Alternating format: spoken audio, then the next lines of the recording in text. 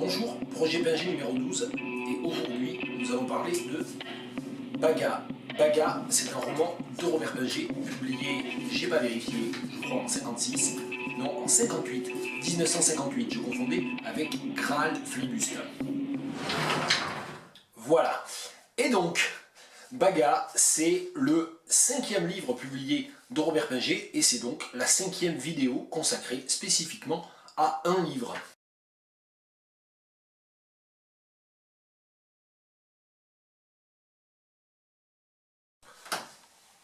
Baga, c'est un roman bref, dont le narrateur est un roi. Ce roi, c'est le roi Architruc. On va reparler de ça, parce que, évidemment, Architruc revient plus tard, au moins sous la forme d'une pièce de théâtre, dans l'œuvre de Robert Pinger. Baga, je l'ai dit, c'est le 5e livre publié par Pinger, et c'est à nouveau une sorte de nouveau départ. Le narrateur, c'est le roi, mais le sujet du livre, ou en tout cas le titre du livre, sinon son sujet, c'est le nom du Premier ministre. Là encore, je vais y revenir. Ce qu'il faut savoir, c'est que Baga, que j'ai relu, dont j'avais un souvenir diffus, on va dire ça comme ça, c'est tout le sens de ce projet, c'est relire des livres que j'ai déjà lus, mais en reprenant la structure chronologique de l'ordre de publication, et donc, grosso modo, pas strictement, de l'ordre d'écriture. Quand on commence à lire Baga, on part d'un postulat narratif qui est un roi raconte, tient son journal, raconte ses mémoires, et donc on va avoir une parodie à la fois de récits historiques, mais aussi une parodie de mémoire historique. Et en fait, à chaque nouveau chapitre, il y a presque un nouveau départ. Et c'est ce qui intéresse Robert Pinger. Baga est constitué de 11 chapitres qui ne sont pas numérotés, qui sont des chapitres parce qu'il y a des sauts de page en quelque sorte. Page, je suis déjà voilà, à la page 32, c'est le premier saut de page, et donc le passage du chapitre 1 au chapitre 2, c'est bien ça, oui. On a donc 11 chapitres, qui sont donc uniquement marqués par ces reprises en début de page, et ces 11 chapitres correspondent en fait à chaque fois à des péripéties, et plus même qu'à des péripéties, à des alternatives narratives. Je m'explique, ce qui intéresse Pinger dans Baga, c'est la solution de continuité, c'est-à-dire comment est-ce qu'on fabrique du discontinu, comment est-ce qu'on fabrique de l'interrompu, comment est-ce qu'on fabrique du contradictoire à partir d'une trame narrative qui, dans le premier chapitre, a été fixée dans une forme de linéarité historique, c'est-à-dire finalement l'histoire du roi Architruc et de son ministre Baga, de l'accession au trône, et du récit assez monotone des journées. Comment est-ce qu'on rompt avec ce modèle et qu'on reprend en quelque sorte le motif de ce roi, l'histoire d'un roi, dans un royaume imaginaire, dans un lieu imaginaire. Comment est-ce que l'on part de cette idée narrative, de ce motif narratif, et comment est-ce qu'on le fait dérailler, comment est-ce qu'on le fait, oui, partir sur d'autres voies, pour continuer à utiliser la métaphore ferroviaire. Donc voilà, c'est donc presque, ça s'appelle Baga roman, ça pourrait presque s'appeler 11 variations romanesques, parce que il y a cette espèce de déraillement permanent ou de reprise à partir d'une autre hypothèse qui est tout à fait frappante. Alors pour donner quelques exemples, je me suis noté quelques exemples, dans le chapitre 4, qui commence à la page 69, le roi Architruc se fait ermite et gagne un ermitage dans la forêt, ce qui donne lieu d'ailleurs à cette première phrase de ce chapitre, « Je suis un pauvre ermite dans une forêt ». Et le récit va jusqu'au bout de ce postulat narratif. Le chapitre se termine à la page 85. « Je ne veux pas rester chez les musiciens, j'ai besoin de retrouver ma chambre et Baga. J'ai besoin de savoir ce qu'on fait. Je repars un beau matin pendant la musique, ils ne m'ont pas entendu partir. » Et moi j'entends évidemment ce verbe « partir » non seulement dans son sens physique, bien sûr, mais aussi dans un sens structurel, à savoir qu'à chaque nouveau chapitre, le roi repart sur de nouvelles bases, refait autre chose, et effectivement, dès le chapitre suivant, on tourne la page. Toi ici, explique, je n'ai rien à expliquer, je ne suis pas fait pour les ermitages. Chapitre suivant, page 92, ceci d'un autre point de vue, il n'y a pas de palais ni de jardin, il y a une caverne. Et donc, à chaque nouveau chapitre, là j'ai rapidement brossé la succession des chapitres 4, 5 et 6, non numérotés, mais moi je les numérote par commodité, les chapitres 4, 5 et 6, qui à chaque fois reprennent cette idée du roi et de son ministre dans un royaume imaginaire sur de nouvelles bases. Alors parodie des contes de fées, bien évidemment, il y a un chapitre dans lequel le roi s'absente pendant 100 ans, comme s'il dormait pendant 100 ans, et bien sûr il y a ici cette idée que c'est une réécriture de la Belle au bois dormant. Le pays s'est repeuplé, il ne s'est jamais dépeuplé. Mais si la guerre, voyons, la guerre, pour ces 60 morts du Champchaise, 60, mais tout le pays y a passé, souviens-toi, tout le pays.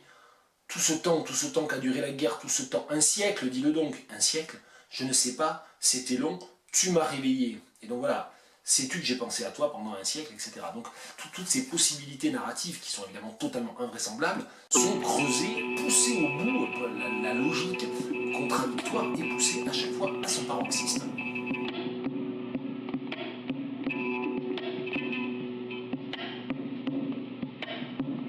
Dans Baga, il y a des noms, comme toujours chez Pinget. Parfois, il s'agit des noms communs qui peuvent être inventés, on l'avait vu dans Graal Flibuste, mais c'est surtout autour de la toponymie que l'imaginaire onomastique de Pinget se développe, mais aussi bien entendu dans les noms des personnages. Et déjà, dès le titre, qui est le nom du Premier ministre, Baga. Alors Baga, c'est quoi ce nom? Est-ce que c'est un nom un peu enfantin qui tente d'imiter les noms bégayés ou bafouillés que les enfants donnent dans leurs premières approximations? Peut-être. Est-ce que c'est une réduction de bagage? Peut-être. Est-ce qu'on retrouve l'anglais bag? C'est possible. Est-ce qu'il y a d'autres langues par en dessous? Est-ce qu'il y a de l'italien? Est-ce qu'il y a autre chose là-dedans? Je ne sais pas. On pourrait aussi imaginer, car il y a tout un imaginaire homo-érotique, le roi et le Premier ministre forment un couple, j'y reviendrai. On peut imaginer aussi peut-être que l'on entende bague, c'est-à-dire le fait de porter une bague. Or les bijoux, les parures, les insignes du pouvoir jouent un rôle important dans le roman. Le nom du roi lui-même, c'est Architruc. Et Architruc, quelques années plus tard, Pinget va écrire une pièce qui s'appelle Architruc. Et Architruc, c'est une sorte de huis clos entre Architruc, le roi, et Baga. Mais ce qui est intéressant dans Baga, et ça je m'en souvenais pas du tout, c'est que le seul personnage qui donne son nom au roi, c'est la reine Conegrunt, la reine de Duali, et je vais citer, page 136, « Architruc, vous êtes impardonnable, elle écorchait mon nom comme autrefois. » Et donc ici, on se demande si Architruc est vraiment le nom du roi, puisque lors de l'incipit, que je n'ai pas cité, il ne se nomme pas. Je suis un roi, oui un roi. Je suis roi de moi, de ma crasse. Moi et ma crasse, on a un roi. Ça c'est quand même un début assez admirable. Et c'est vrai que si on compare avec l'incipit du Renard et la Boussole, par exemple, je m'appelle John Tintouin Porridge. Ici, l'identité en tant que roi, et donc cette identité qui, bien sûr, parodie les récits historiques, parodie les mémoires officielles, parodie les contes de fées, ne s'accompagne pas d'un nom. Et donc le seul nom du roi, c'est le nom qui lui est donné par une autre reine qui est un personnage en plus complètement caricatural et qui, dixit le narrateur, écorche son nom. Donc est-ce qu'il s'appelle vraiment Architruc? Ça c'est une vraie question aussi. Le titre du roman, c'est Baga, ce qui veut dire que le roman Baga et la pièce de théâtre Architruc, qui vient plus tard dans la bibliographie de Pinget, font comme des sortes de miroirs, de companion pieces, on pourrait dire en anglais, c'est-à-dire qu'ils se répondent, le roman et la pièce de théâtre, Baga et Architruc. Et en fait, le livre s'intitule Baga, mais le personnage principal est le narrateur, c'est-à-dire le roi. Il y a des chapitres entiers dans lesquels il n'y a pas Baga. Le chapitre de l'Ermitage, dont je parlais tout à l'heure, est uniquement centré autour de justement cette expérience érémitique du roi Architruc. Alors du coup, je l'appelle Architruc parce que faute d'un autre nom, parce que c'est le seul nom qu'on lui connaît. Il y a toute une généalogie. Dans le roman, il est question de très nombreuses reprises des différentes reines. Il y a des meubles Amélie 29, des meubles Amélie 31, je crois, je ne sais plus très bien, c'est des noms, en plus c'est à chaque fois les chiffres romains à rallonge. Donc il y a toute une généalogie, mais jamais son nom, à lui, n'apparaît dans la généalogie à laquelle il fait sans cesse référence. Donc toute cette question des noms est très intéressante.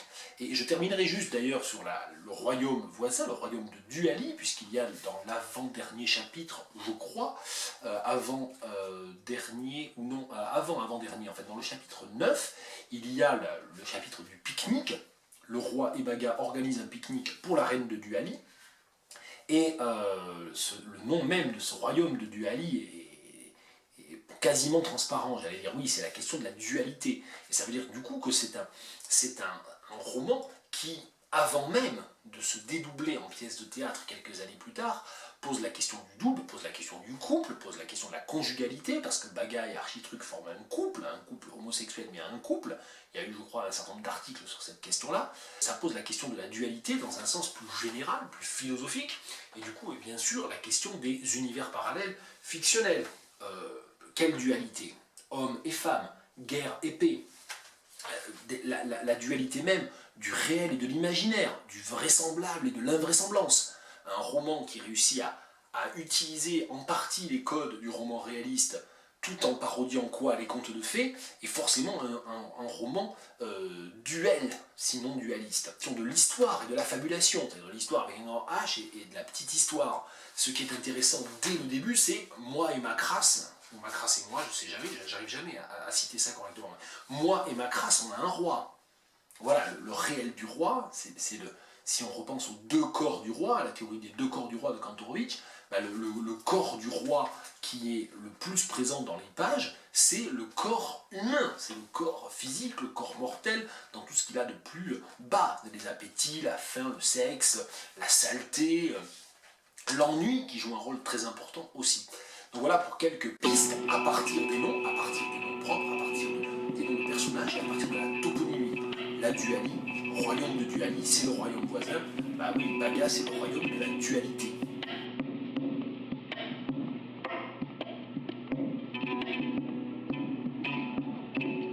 Parlons quelques instants de la question de la parodie.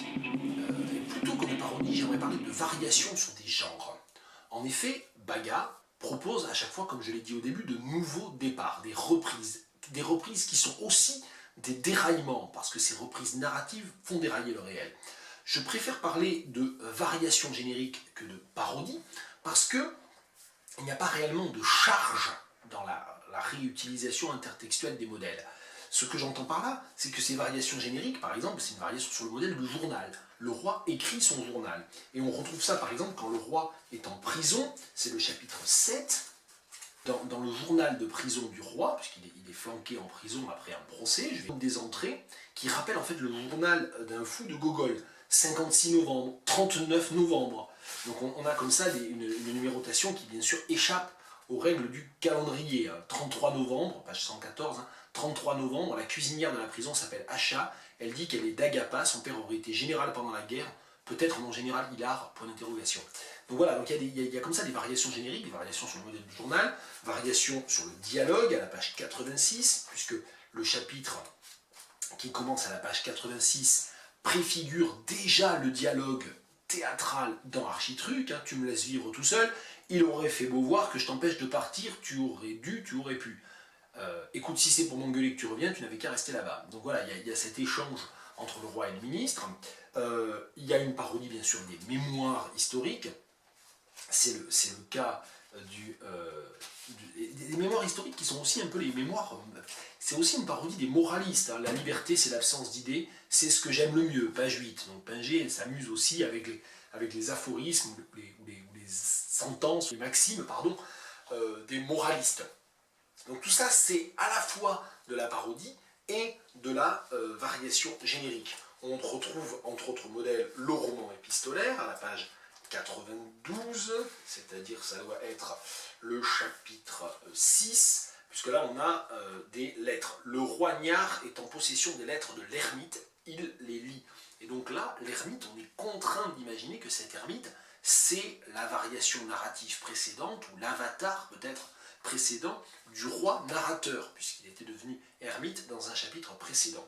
Et donc là, on a des variations sur la lettre amoureuse, chère personne, ça y est, j'ai trouvé des champignons à manger.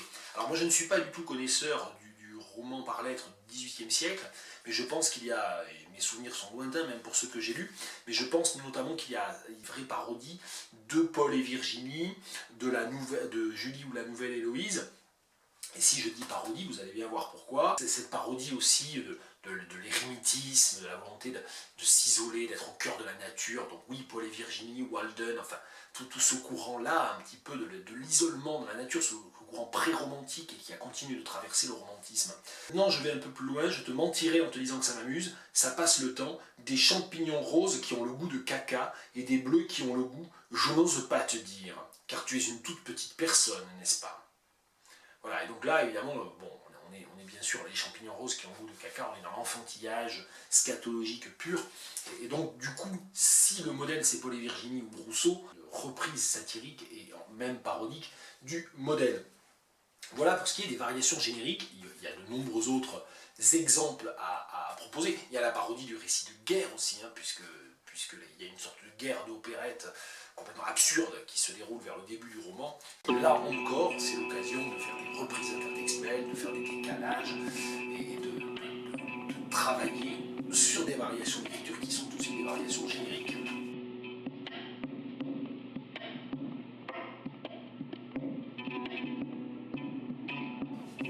Baga, roman de 1958, cinquième livre publié de Pinget, est un peu à la croisée des chemins et on va retrouver des échos qui soit rappellent déjà, soit annoncent, préfigurent le reste de l'œuvre ou un certain nombre d'autres textes. Alors bien sûr, il y a le roi lui-même et Baga qui réapparaissent dans la pièce de théâtre. J'y reviendrai quand je parlerai de la pièce de théâtre dans une prochaine vidéo. Et d'ailleurs, un certain nombre de motifs de la pièce sont déjà présents dans le roman. La plante verte, Fifi, par exemple, qui l'arrose avec un arrosoir, ça c'est un modèle qui revient dans la pièce de théâtre. De manière moins évidente, parce que ce diptyque Baga architruc, il est très évident dans l'œuvre, de manière moins évidente, quand les ambassadeurs de Nouveau-Cordie viennent lui annoncer une décision politique qui incite le roi à déclarer la guerre à la Nouveau-Cordie, c'est page 55, voilà leur discours. Nous vous avons déjà signalé que les rats qui peuplent la vallée du Chanchez tendaient à infester notre territoire. Vous aviez, affirmiez-vous, après chacune de nos demandes, procédé à la dératisation du Chanchez. Mais les effets de vos mesures ne se sont pas fait sentir, au contraire. Il est établi que le nombre de rats transgresseurs de frontières va empirant. Notre gouvernement vous a, il y a 6 mois, intimé l'ordre d'agir avec plus d'efficace, mais en vain. Or donc, sire, nous venons vous dire aujourd'hui que la Nouveau-Cordie a décidé d'occuper le Chanchez. Bon, je ne cite pas plus longtemps, c'est évidemment cette décision d'occupation d'un territoire du roi par le voisin, qui est interprétée bien sûr comme une agression. Ce qui est certain, c'est que les rats du Chanchez, dont il n'est pas du tout question avant dans le roman, viennent directement de l'Incipit de Graal Flibuste, c'est-à-dire le précédent livre de Robert Pinget. Puisque Graal Flibuste commence d'une manière tout à fait caractéristique, le Chanchez est une vallée pleine de rats. Voilà. Ça veut dire que cette toponymie imaginaire des romans de Pinget, elle voyage d'un livre à l'autre, et surtout, bien sûr, un motif, qui est le motif des rats du Chanchez, finit par devenir un motif géopolitique dans Baga. Donc ça, c'est un premier exemple. Un autre exemple, ça serait les bouts, qui sont des animaux imaginaires Graal Flibuste, et qui réapparaissent dans Baga. Autre exemple, enfin, chapitre dans lequel un juge interroge le roi qui vraiment répond comme un condamné, hein, autour de la page 124-125. Et je vais lire, ensuite dire à quoi ça me fait penser. Au fait, accusez mon président, comme vous y allez, on est toujours un peu coupable, mais quand même, vieille habitude, continuez. Il y a eu la messe et l'absoute, c'était bien déprimant, je m'imaginais papa dans son dernier sommeil, comme on dit, on ne le réveillerait plus pour manger. Baga était très gentil avec maman, qui se mouchait tout le temps, c'est l'étiquette. Il lui a passé son mouchoir comme si l'autre était plein. Un journaliste d'Agapa a rendu compte de ce geste dans l'horizon mou. Qu'est-ce que c'est? Le journal d'Agapa, mon président. Nous avons aussi le Tempire et le Petit Photographe. Ce sont des organes sans couleur politique, je n'ai pas pu les supprimer, question d'opportunisme. Mais ceux que je prends à les lire, nous savons. Bon, eh bien c'est tout, on l'a enterré dans notre cimetière à côté de la chapelle. Et donc ça continue. Hein. Vous savez, je sais, continuez. À quoi ça sert, mon président? C'est comme ça. Page 128. Alors là, cet échange-là entre le roi interrogé et le juge, ça annonce le motif principal de l'inquisitoire, qui est constitué entièrement d'un dialogue entre un serviteur et son inquisiteur, la personne qui l'interroge. Et donc voilà, donc là on a déjà en fait la forme ou la formule de l'inquisitoire qui est présente dans ce chapitre-là de Baga. Donc il y a beaucoup d'intratextuels, d'échos à l'intérieur de l'œuvre en train de se constituer.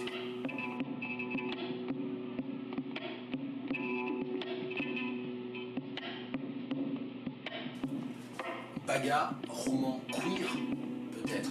Ce qui est certain, c'est que le personnage est un homme, le personnage est un homme adulte, et que c'est un personnage qui présente un certain nombre de traits homoérotiques, bien qu'il ait un harem, copule en quelque sorte, plus qu'il ne fasse vraiment l'amour régulièrement avec les femmes du harem, mais en fait, la relation extrêmement trouble et extrêmement proche de très chaleureuse amitié entre le roi et le Premier ministre est déjà un premier indice. Et puis surtout, il y a plusieurs passages dans lesquels le roi lui-même se féminise ou est féminin sans pour autant cesser d'être un homme. C'est le cas à la page 116. Il s'invente un fils adoptif, Rara, et je cite « Mon Rara, mon enfant raté, vite, vite, j'ai fait promettre au marmiton d'envoyer demain le petit rat à sa place, d'essayer. Il n'est pas encore venu aux cuisines, ce n'est pas encore son tour. Peut-être qu'il pourra se substituer au marmiton. Revoir Rara. Je vais pleurer de honte et d'amour paternel. Maternel. Paternel. C'est la même chose. Surtout dans l'adoption, j'ai peur. » Donc ce passage, bien sûr, est très très queer. Et puis alors, de manière plus marquante, bien sûr, l'avant-dernier chapitre, l'avant-dernière métamorphose narrative du roi est également une métamorphose sexuelle, puisqu'au beau milieu des travaux d'un colossal château qu'il fait construire, le roi s'échappe, retrouve une sorte d'ermite, de couventine qui s'appelle la sœur, je sais plus comment, sœur Louise, voilà, avec qui il commence à vivre et auprès de qui il se transforme en femme. Je cite, page 153, « Ce matin, réveillé la main sur mon bas-ventre. Pas eu le temps de chasser la mauvaise pensée avant de constater que mon sexe de naguère s'était complètement résorbé. Je suis femme d'alpha à oméga. Rendu grâces à Dieu, lutter contre la tentation d'en parler immédiatement à ma bien-aimée sœur. » Et au titre de cette métamorphose, le narrateur devient sœur Angèle. Et donc, n'est plus homme, n'est plus roi, devient réellement une dévote, une sœur Angèle. Et dans le passage que j'ai lu, il y avait « Je suis femme d'alpha à oméga », dans lequel je pense que l'alpha et l'oméga, en plus, il y a un côté, en plus, dualité réduite à un seul sexe, ici, qui est très intéressante. Et en fait, cette sœur Angèle se prend de dévotion un petit peu trop marquée, ou même pour une très belle jeune fille, qui finit par rejoindre leur ermitage et qui s'appelle Sœur Marie. Déjà, la métamorphose rappelle un certain nombre de modèles aussi mythologiques. Tirésias, la reprise intertextuelle par le texte d'Apollinaire, la pièce d'Apollinaire, les mamelles de Tirésias, bien entendu. En fait, le passage dans lequel Sœur Angèle redevient un homme se trouve au tout début du dernier chapitre, donc il y a une sorte là de transition. Il y avait encore des pages à ce journal, mais confuses. Sœur Angèle redevint peu à peu l'homme que j'avais été. Marie était horrifiée car elle avait gardé un mauvais souvenir de ses premières amours. Je décidai de partir. Donc, Sœur Angèle redevient un homme, se remet à employer le masculin dans son récit à la première personne, et surtout doit s'enfuir, puisque les amours avec Marie ne sont plus possibles à partir du moment où ce ne sont plus deux femmes. Donc en fait là, c'est le saphisme seul qui permet la liaison amoureuse, et dès que Sœur Angèle redevient homme, la relation charnelle n'est plus possible, et Sœur Angèle n'existe plus en tant que femme, mais disparaît, s'en va du couvent et reprend sa fonction de roi. Donc là encore, on a bien sûr dans tout ce jeu sur les métamorphoses, sur la dualité sexuelle, tout un jeu très amusant, enfin qui est tout à fait passionnant à déconstruire du point de vue de l'esthétique queer.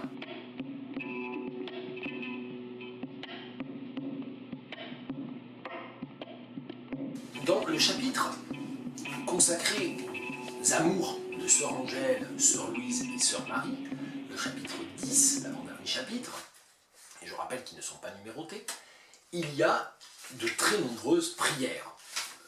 Le narrateur, la narratrice, le roi devenu sœur Angèle, raconte les nombreuses prières et notamment ces jeunes femmes passent leur temps à lire les sermons du RP. Et RP, bien sûr, c'est le révérend père, cela ne faisait aucun doute, pour un lecteur des années 50, c'était un sigle tout à fait courant. Évidemment, moi je ne peux pas m'empêcher de relier ce révérend père à Robert Pinget, RP, qui du coup devient une sorte non pas de Dieu le Père, mais une sorte d'intercesseur de... ce qui est intéressant, c'est que justement, ça soit les sermons du RP. Et donc, on voit une sorte là encore, dans la dualité, de double antagoniste de Robert Pinget, qui, au lieu de sermonner, raconte, postule des impossibilités narratives en essayant de les pousser à leur terme. Et donc, ne sermonne pas au sens strict. Donc je pense que là, on peut lire dans ce RP le révérend père, le Robert Pinget, peut-être le romancier Pinget. C'est-à-dire qu'au lieu d'avoir la révérence, on a de la constitution romanesque, de l'écriture littéraire qui s'impose au modèle du sermon.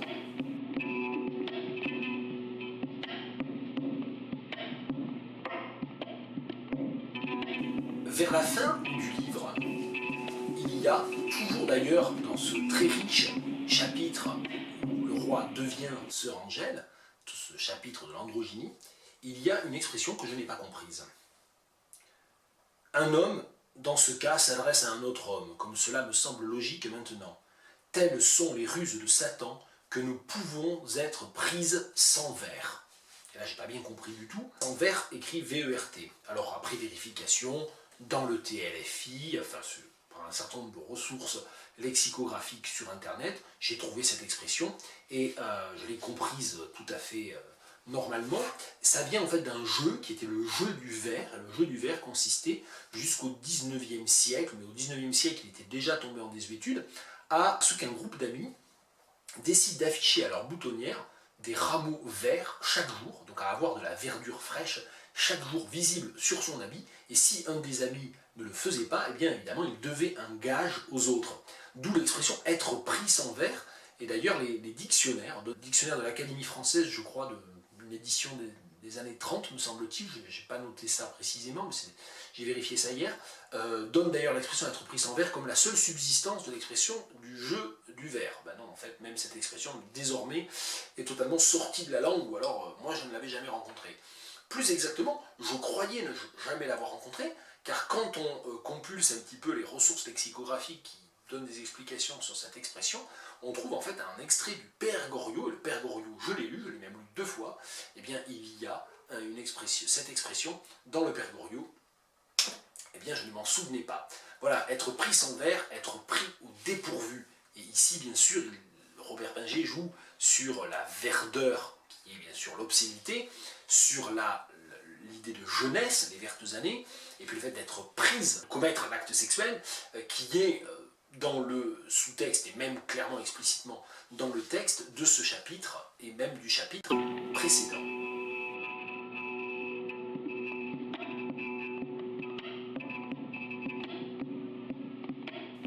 Dans le chapitre 9, et je rappelle que c'est moi qui donne des numéros, le chapitre que l'on peut appeler le chapitre du pique-nique commence à la page 131 et s'achève à la page 143.